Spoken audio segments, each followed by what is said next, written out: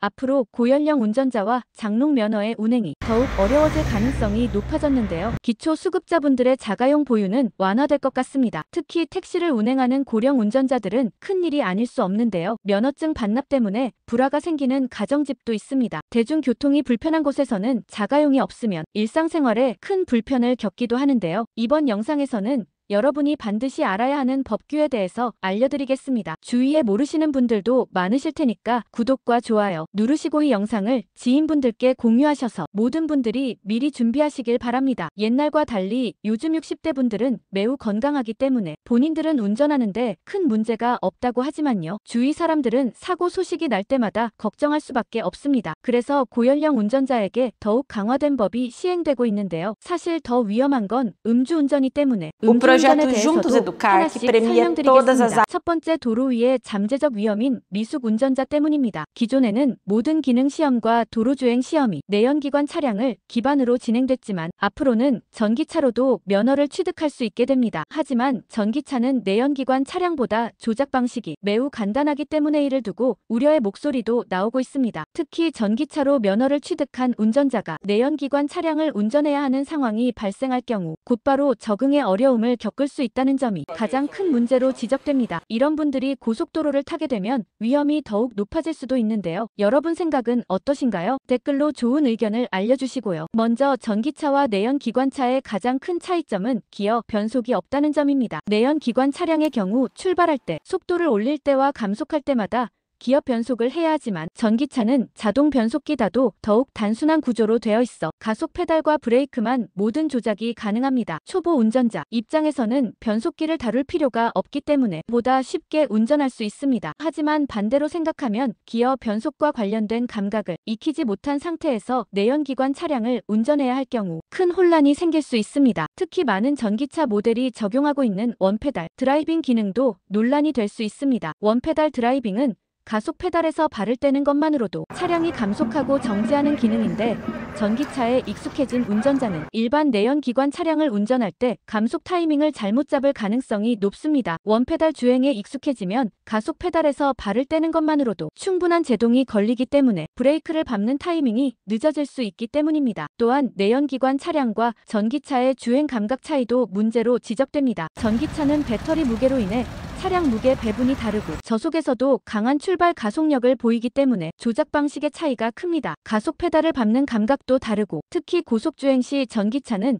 엔진 소음이 거의 없어 속도를 인식하는 감각이 다를 수 있습니다. 이러한 차이는 초보 운전자들에게 혼란을 줄 수 있으며 특히 도로주행 경험이 적은 상태에서 내연기관 차량을 운전해야 할 경우 사고 위험이 커질 수 있습니다. 그렇다면 전기차로 운전 면허를 취득한 사람들이 내연기관 차량을 운전할 수 있을까요? 현재까지 정부는 전기차 면허 취득자에게 내연기관 차량 운전을 제한할 계획이 없습니다. 즉 전기차로 면허를 따더라도 기존 내연기관 차량을 운전하는 것이 법적으로는 가능하다는 의미입니다. 하지만 면허 취득 이후 실질적인 운전 경험이 부족한 상태에서 내연기관 차량을 운전해야 하는 경우 예상하지 못한 조작 실수가 발생할 수 있습니다. 운전면허 시험이란 단순히 기능 시험과 도로 주행을 통과하는 것이 아니라 실제 도로에서 다양한 차량을 안전하게 운전할 수 있는 능력을 기르는 과정이어야 합니다. 하지만 전기차 기반 시험이 도입되면서 면허 취득자의 실전 운전 능력 차이가 발생할 가능성이 높아졌습니다. 기존 내연기관 차량과 전기차가 공존하는 과도기적인 시점에서는 한쪽만 익숙해지는 것이 아니라 두 가지 차량 모드를 다룰 수 있도록 운전 연습이 필요합니다. 이 와중에 고령 운전자들의 면허 갱신은 더욱 어려워질 전망입니다. 두 번째, 2025년부터 초고령 운전자의 면허 갱신이 더욱 더 까다로워집니다. 이제 70세 이상 운전자들은 단순한 신체 검사만이 아니라 강화된 교통안전 교육과 적성 검사를 반드시 통과해야 합니다. 65세 이상 운전자들의 면허 갱신 주기도 기존 10년에서 5년으로 단축됩니다. 이제 더 이상 나는 운전할 수 있다는 말만으로 면허를 유지할 수 없습니다. 도로 위에서 누구보다 많은 경험을 가진 고령 운전자들에게도 엄격한 평가가 적용됩니다. 70세 이상 분들의 운전면허증 반납이 의무화돼야 한다는 의견도 있는데요. 여러분 생각은 어떠신가요? 댓글로 여러분의 의견이나 좋은 방법이 있으시면 같이 알려주세요. 사실 가장 큰 변화는 70세 이상 운전자의 적성 검사 강화입니다. 기존에는 기본적인 신체 검사만 통과하면 됐지만 이제는 운전 능력 평가와 교통안전 교육이 추가됩니다. 특히 신체적인 노화로 인해 운전 능력이 떨어지는 것을 평가하는 새로운 기준이 마련됩니다. 예를 들어 지력 검사에서는 기존보다 더 정밀한 평가가 이루어지며 인지 능력과 반응 속도도 평가 대상에 포함됩니다. 이는 고령 운전자들이 실제 도로 상황에서 얼마나 빠르게 반응할 수 있는지를 확인하기 위한 조치입니다. 또한 교통안전 교육도 기존보다 훨씬 까다로워집니다. 단순히 교육 영상을 시청하는 것이 아니라 실제 도로에서 발생할 수 있는 다양한 상황을 가정한 시뮬레이션 교육이 포함될 가능성이 높습니다. 이러한 교육을 통해 고령 운전자들이 최신 교통법규를 숙지하고 변하는 도로 환경에 적응할 수 있도록 돕는 것이 목표입니다. 하지만 이 교육을 이수하지 않거나 평가의 일정 점수 이하를 받으면 면허 갱신이 어려워질 수도 있습니다. 실제로 경찰청과 도로교통공단의 자료에 따르면 65세 이상 운전자들이 연루된 교통사고는 매년 증가하는 추세를 보이고 있습니다. 특히 교차로에서의 신호위반 급가속 또는 급감속 차선 변경 중 충돌 등의 사고가 많이 발생하고 있습니다. 그렇기 때문에 가장 먼저 본인의 운전 능력을 객관적으로 평가하는 것이 중요합니다. 단순히 나는 아직 운전할 수 있다고 생각하는 것이 아니라 실제로 도로 주행을 하면서 자신의 반응 속도와 판단력이 과거와 동일한지 점검해야 합니다. 또한 가족이나 지인들에게 운전하는 모습을 평가받아 보는 것도 좋은 방법입니다. 주변에서 운전이 예전보다 불안하다, 그나 반응이 느려진 것 같다고 지적한다면 한 번쯤 진지하게 고려해 볼 필요가 있습니다. 세 번째로는 이게 과연 긍정적인 변화만 있을지 모르겠지만 기초생활수급자도 더 넓은 선택을 할 수 있습니다. 물론 기초수급자는 점을 악용하여 세금으로 마련된 저렴한 집에 살면서 좋은 차를 타고 다니는 사람들도 있습니다. 이런 사람들이 더 많을지 아니면 선량한 사람이 더 많을지는 여러분의 판단에 맡기고 핵심 내용부터 살펴보면 2025년부터 기초생활보장수급자의 자동차 보유 기준이 완화됩니다. 기존에는 배기량 1600cc 이하의 차량만 허용되었지만 이제는 2000cc 미만의 차량까지 소유할 수 있으며 차량 가액 기준도 200만원 미만에서 500만원 미만으로 조정됩니다. 더 이상 작은 차량만 고집할 필요가 없습니다. 대략 중형차까지 소유가 가능해진 건데요. 기초생활보장제도는 생활이 어려운 국민들에게 필요한 지원을 제공하는 중요한 사회 한 전망입니다. 그러나 자동차 보유 기준은 그동안 많은 논란이 있었습니다. 기본적인 이동권을 보장하기 위한 규정이지만 현실과 맞지 않는다는 지적이 꾸준히 제기되었습니다. 특히 중고차 시장에서 1600cc 이하 차량의 선택폭이 좁아 실질적으로 차량을 구입하고 유지하는 것이 어려운 경우가 많았습니다. 경차나 소형차 위주로만 제한되다 보니 여러 명의 가족이 함께 생활하는 경우나 장거리 이동이 필요한 수급자들에게 불편함이 따랐습니다. 또한 장애가 있거나 특별한 용도로 차량이 필요한 경우에도 선택의 폭이 좁아 많은 불편을 겪어야 했습니다. 이번 개정으로 인해 기초생활수급자는 대형차는 못하더라도 중형차까지 선택할 수 있는 길을 열어주며 차량 선택의 폭이 훨씬 넓어진다는 점에서 의미가 큽니다. 하지만 그 정도의 차를 타는 사람이 기초수급자인가 라는 논란이 있을 수밖에 없습니다. 다만 보다 실용적이고 안전한 차량을 선택할 수 있는 기회는 생겼습니다. 차량 가액 기준도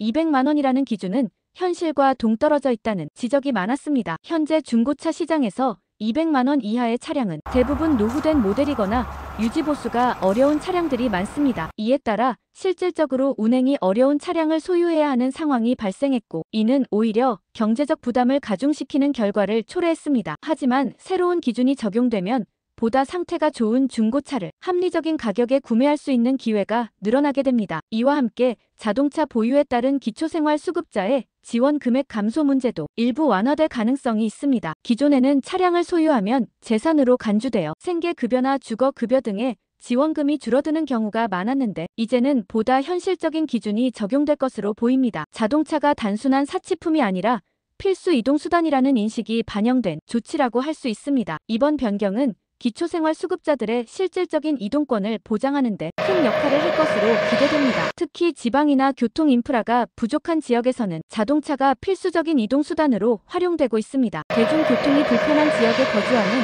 기초생활수급자들은 자동차 없이는 생계활동이 어려운 경우가 많습니다. 따라서 자동차 보유 기준이 완화되면 더 나은 생활 환경을 만들 수 있는 계기가 될 것입니다. 물론 이번 변경이 모든 기초생활수급자들에게 무조건적인 혜택이 되는 것은 아닙니다. 자동차 보유 기준이 완화된다고 해서 누구나 차량을 소유할 수 있는 것은 아니며 여전히 일정한 재산 기준이 적용될 가능성이 큽니다. 따라서 차량을 보유하려는 기초생활 수급자들은 새로운 기준을 면밀히 살펴보고 본인의 상황에 맞게 신중하게 결정해야 합니다. 네 번째는 2025년부터 시행되는 새로운 음주운전 법안입니다. 이제는 그 어느 때보다 강력한 규제를 포함하고 있습니다. 음주 측정 방해 행위에 대한 처벌이 강화되고 재범자 경우 음주운전 방지 장치를 의무적으로 설치해야 합니다. 또한 단속 기준이 더욱 강화되어 소량의 음주만으로도 처벌받을 가능성이 높아졌습니다. 가장 중요한 변화 중 하나는 바로 음주 측정 방해 행위에 대한 처벌이 강화된다는 점입니다. 기존에는 음주운전 단속을 피하기 위해 운전자들이 술을 마신 후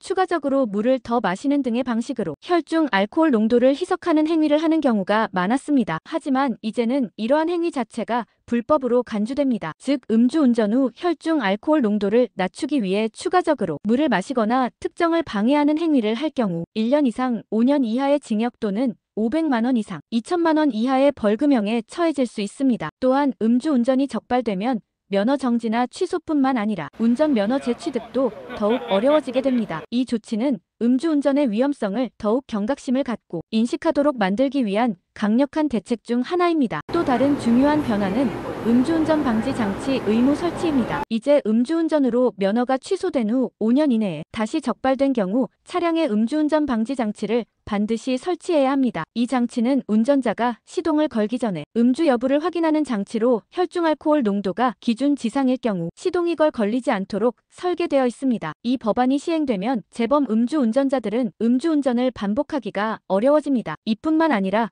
해당 장치를 무단으로 해제하거나 조작하는 행위도 처벌 대상이 됩니다. 단순히 음주운전을 하다가 적발되는 것뿐만 아니라 이런 장치를 우회하는 경우도 강력한 법적 처벌을 받게 되는 것입니다. 음주운전 단속 기준도 더욱 엄격해졌습니다. 혈중 알코올 농도 0.03% 이상이면 음주운전으로 간주되었지만 이제는 0.02%만 넘어도 음주운전으로 판단됩니다. 이는 맥주 한 잔만 마셔도 단속 대상이 될 수 있다는 의미입니다. 따라서 가벼운 음주라도 절대 운전대를 잡아서는 안 됩니다. 만약 혈중 알코올 농도가 0.08% 넘을 경우 면허 취소뿐 아니라 더욱 강력한 형사처벌을 받을 수 있습니다. 그렇다면 이처럼 강력한 조치가 도입된 이유는 무엇일까요? 바로 음주운전으로 인한 교통사고가 여전히 줄어들지 않고 있기 때문입니다. 경찰청 통계에 따르면 매년 음주운전으로 인한 교통사고가 지속적으로 발생하고 있으며 사망자 수도 여전히 높은 수를 유지하고 있습니다. 특히 음주운전으로 인한 사고는 일반적인 교통사고보다 사망률이 높고 피해 규모도 크기 때문에 정부는 이러한 강력한 조치를 도입하게 된 것입니다. 이 외에도 경찰 단속 방식이 더욱 정교해지고 있습니다. 예전에는 단속 지점을 피해서 우회하면 음주 단속을 피할 수 있었지만 최근에는 AI 활용한 빅데이터 분석을 통해 음주운전이 자주 발생하는 시간대와 장소를 예측하고 단속을 실시하고 있습니다. 또한 시민들의 신고 시스템도 활성화되어 음주운전 의심 차량이 발견되면 즉시 경찰이 출동할 수 있도록 체계를 강화하고 있습니다.